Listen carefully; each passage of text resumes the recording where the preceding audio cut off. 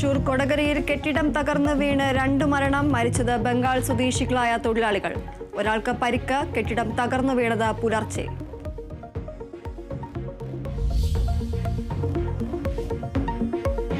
കേരള സർവകലാശാല സെനറ്റ് ഹാളിലെ സംഘർഷത്തിൽ തുടർ നടപടിയുമായി രാജ്ഭവൻ.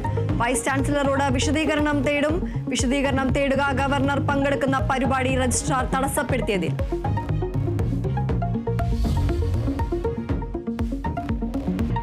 സംസ്ഥാനത്ത് അതിശക്തമായ മഴ തുടരും. എറണാകുളം, ഇടുക്കി, തൃശൂർ, മലപ്പുറം, വയനാട് ജില്ലകളിൽ ഓറഞ്ച് അലർട്ട്. 9 ജില്ലകളിൽ യെല്ലോ അലർട്ട്. കേരള തീരത്ത് മത്സ്യബന്ധനത്തിനും വിലക്ക്. 7 ജില്ലകളിൽ വിദ്യാഭ്യാസ സ്ഥാപനങ്ങൾക്ക് ഇന്ന് അവധി.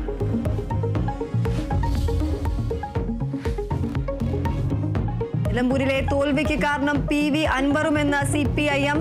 ഇടതു വോട്ടിൽ ഒരു ഭാഗം അൻവർ കൊണ്ടുപോയെന്നും സംസ്ഥാന സമിതി യോഗത്തിൽ വിലയിരുത്തൽ. RSS പ്രസ്താവനയിലെ വിമർശനങ്ങൾക്ക് സംസ്ഥാന സെക്രട്ടറിയുടെ മറുപടി യോഗം ഇന്ന് സമാപിക്കും.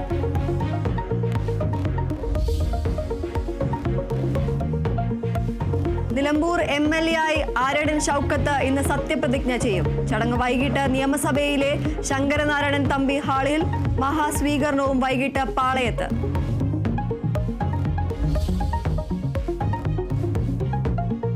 ഇന്ത്യക്കാരൻ ശുഭാംശു ശുക്ലയുടെ ബഹിരാകാശ ദൗത്യം തുടരുന്നു. ആക്സിയം 4 ദൗത്യം സംഘത്തിന്റെ പരീക്ഷണങ്ങൾ ഇന്ന് മുതൽ. സംഘം ബഹിരാകാശത്ത് തുടരുക 14 ദിവസം.